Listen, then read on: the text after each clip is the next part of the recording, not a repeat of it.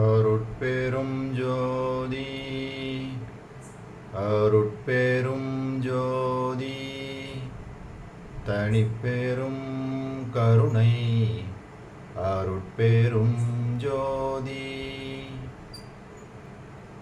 எல்லாம் செயல்கூடும் என் ஆணை அம்பலத்தே எல்லாம் வல்லான் தனையே ஏத்து. ஓம் ஸ்ரீ ராமலிங்காபயம்.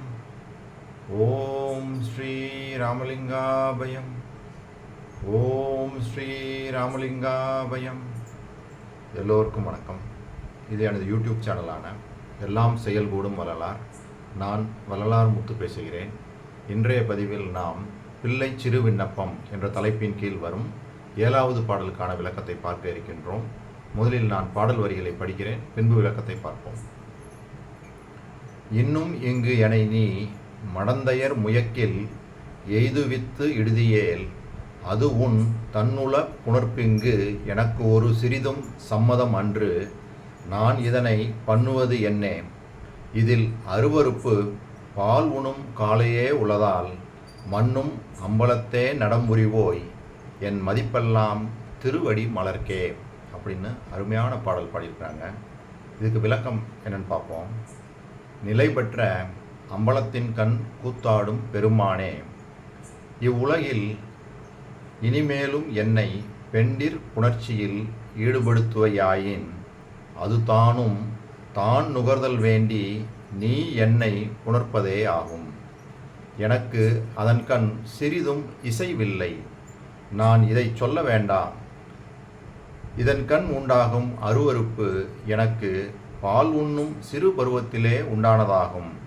எனது நன்மதிப்பு அனைத்தும் நினது திருவடி தாமரை பதத்துக்கே ஆகும் அப்படின்னு சொல்லி அருமையாக இந்த பாடலை ஏற்றிருக்காங்க. இப்போ இதிலிருந்து என்ன தெரியுதுன்னா, இந்த பாடலுடைய திரண்ட கருத்து என்னன்னு பார்த்தோம்னா, பெண்டிர் உணர்ப்பு திருவருளால் நடக்குமே ஆயினும் அதை விரும்பாது இறைவன் மீது மட்டும் நாட்டம் கொள்வது அப்படின்றதான் இதோட கருத்தாக இருக்குது. அப்படின்னா என்ன அர்த்தம்? அதாவது கடவுளே ஒரு பெண்டிரோடு புணர்ப்பதற்கான அந்த சூழ்நிலைகளை வகுத்து கொடுத்தாலுமே அவருக்கு அதில் நாட்டம் போகலையாமா, இறைவன் உண்மையில தான் நாட்டம் போகுது அப்படின்ற மாதிரி தான் இந்த பாடலை ஏற்றியிருக்காங்க. மிக அருமையான வரிகள் பாருங்கள்.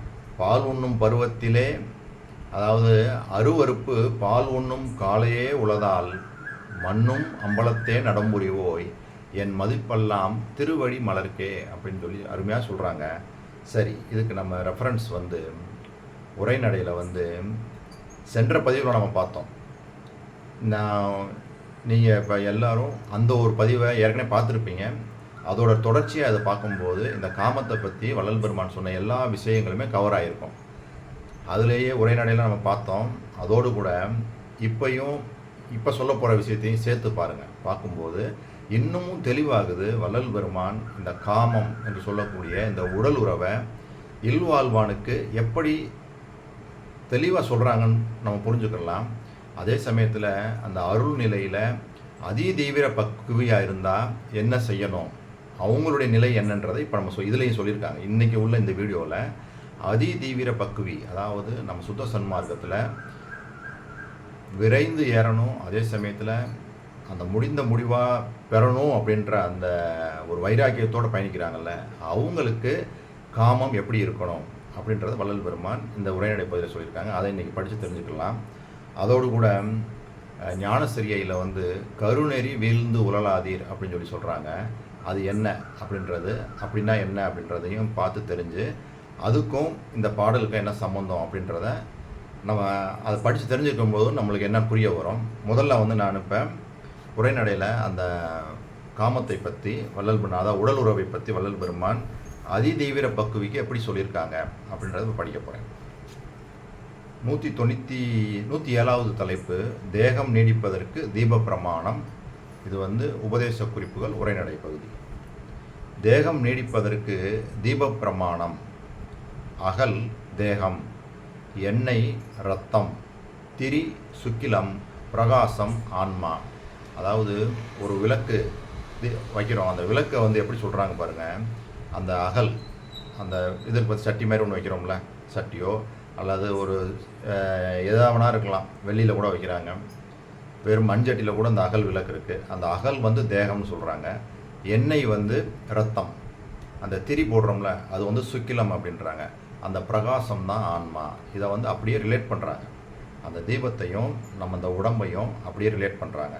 என்ன சொல்கிறாங்க? ஆதலால் மேற்குறித்த தீபத்தினது திரியை தூண்டிவிட்டாலும், காற்றுள்ள இடத்தில் வைத்தாலும், காற்றில்லா இடத்தில் வைத்தாலும், பெருந்தீப சமீபத்தில் சேர்த்தாலும், வெட்டில், வண்டு, பெருச்சாளி, பூனை முதலிய அஜாக்கிரதையாலும் மேற்படி தீபம் நஷ்டமாகும். புத்திமானிடத்தில் தீபத்தினது உபகரணங்களை கொடுத்து ஒரு நாளைக்கு தீபம் பார்க்கச் சொன்னால், புத்தி விசாலத்தால் மேற்குறித்த அஜாக்கிரதையின்றி தகலிக்கு சூடேறாமலும், எண்ணெயில் அழுக்கு ஏறாமலும், வர்த்தியில் தூசு, இருகல், தளர்ச்சி, பருமன் இவைகள் இல்லாது சிறு திரி போட்டு அடிக்கடி தூண்டாமல் தீபத்தை மற்றொரு தினம் இருக்க செய்விப்பான். மேற்குறித்த குற்றங்களோடு தீபமேற்றினால் 15 வினாடி அல்லது கணம் இதில் சிட்டம் கட்டுவது இயற்கை. தூசு போக்கி வைத்தால் 15 நிமிஷத்திற்கு ஒரு விசை சிட்டம் கட்டும். விசேஷ அறிவுடையவன் மேற்குறித்த லோகம் முதலியவற்றில் தீபம் வையாது வைரப்படிகங்களில் அமைத்த தீபத்தகலியில் மேற்குறித்த தீப உபகரணங்களை திராவகமாக்கி சுத்த அக்கினியால் பிரகாசம் உண்டாக்குவான். அப்போதும் சிட்டமும் பிரகாச நஷ்டமும் நேரிடாது. ஆதலால் நம்முடைய தேகத்தில் சுக்கிலமாகிய திரியை விசேஷம் தூண்டி அடிக்கடி பெண்ணிடத்தாகிலும் வேறு தந்திரத்திலாயினும் செலவு செய்துவிட்டால் திரி போய் ஆயுளாகிய பிரகாசம் நஷ்டமாகிவிடும். ஆனால் சிட்டத்தை மாத்திரம் 960 நாளிகை, அதாவது 16 நாட்களுக்கு ஒரு தரம் தேக சம்பந்தம் செய்து ஆபாசப்பட்ட சிட்டமாகிய சுக்கிலத்தை வெளிப்படுத்தி விட வேண்டும். இது மந்ததரனுக்கு. அதிதீவிர பக்குவியாய் மேற்குறித்த வண்ணம் கடவுளிடத்தில் லட்சியமும் ஜீவர்களிடத்தில் தயவும் உடையவனுக்கு சிட்டம் போன்ற சுக்கில ஆபாசம் நேரிடாது, தேகம் நீடிக்கும். நான் படித்தது உங்களுக்கு புரிஞ்சிருக்கும். அதாவது அந்த தீபத்துக்கும் நம்ம உடம்புக்கும் அப்படியே கம்பேர் பண்ணி சொல்கிறாங்க. இன்னொரு தடவை படிச்சிடுறேன், அப்போ உங்களுக்கு புரியும் பாருங்கள். அதாவது நம்முடைய தேகத்தில் சுக்கிலமாகிய திரியை விசேஷம் தூண்டி அடிக்கடி பெண்ணிடத்தாகிலும் வேறு தந்திரத்திலாயினும் செலவு செய்துவிட்டால் திரி போய் ஆயுளாகிய பிரகாசம் நஷ்டமாகும். ஆனால் சிட்டத்தை மாத்திரம் 960 நாளிகை, அதாவது 16 நாட்களுக்கு ஒரு தரம் தேக சம்பந்தம் செய்து ஆபாசப்பட்ட சிட்டமாகிய சுக்கிலத்தை வெளிப்படுத்தி விட வேண்டும். இது மந்ததரனுக்கு. அதிதீவிர பக்குவையாய் மேற்குறித்த வண்ணம் கடவுளிடத்தில் லட்சியமும் ஜீவர்களிடத்தில் தயவும் உடையவனுக்கு சிட்டம் போன்ற சுக்கில ஆபாசம் நேரிடாது, தேகம் நீடிக்கும் அப்படின்னு சொன்னவங்க அதிதீவிர பக்குவி அப்படின்ற தலைப்பிலே அப்படியே சொல்கிறாங்க. ஜீவன் என்கின்ற தீபத்துக்கு சுக்கிலம் திரி, இரத்தம், எண்ணெய் ஆகையால் சுக்கிலமாகிய திரியை விசேஷம் தூண்டி செலவு செய்துவிட்டால் ஆயுசு நஷ்டமாகிவிடும். ஆனால் சிட்டத்தை மாத்திரம் எடுத்துவிட வேண்டியது. அதாவது 16 நாட்களுக்கு ஒரு தரம் தேக சம்பந்தம் செய்து ஆபாசப்பட்ட சுக்கிலத்தை வெளிப்படுத்தி விட வேண்டும். ஆசானுடைய அல்லது ஆண்டவருடைய திருவடியில் சதா ஞாபகம் உடையவனுக்கு கோசத்தடிப்பு உண்டாகாது. ஆகையால் தேக சம்பந்தம் ஏகதேசத்தில் செய்யலாம் என்றது மந்ததரத்தை உடையவனுக்கே அன்றி அதிதீவிர பக்குவிக்கு அல்ல. அப்படின்னா இங்கே என்ன சொல்கிறாங்க? அதிதீவிர பக்குவிக்கு இந்த மைதுனம் என்று சொல்லக்கூடிய உடல் உறவு கூடவே கூடாது. அவர் எப்படி சொல்கிறாங்கன்னா, கடவுளிடத்தில் ஆசானுடைய அல்லது ஆண்டவருடைய திருவடியில் சதா ஞாபகம் உடையவனுக்கு கோசத்தடிப்பு உண்டாகாது. அப்போ இப்போ சொல்கிறதெல்லாம் மந்தத்தரம் உள்ளவங்களுக்கு தான் இந்த 16 நாட்களுக்கு ஒரு தடவை அந்த ஆபாசப்பட்ட சுக்கிலத்தை உடலுறவு செய்து வெளியேற்றி விடணும் அப்படின்றாங்க.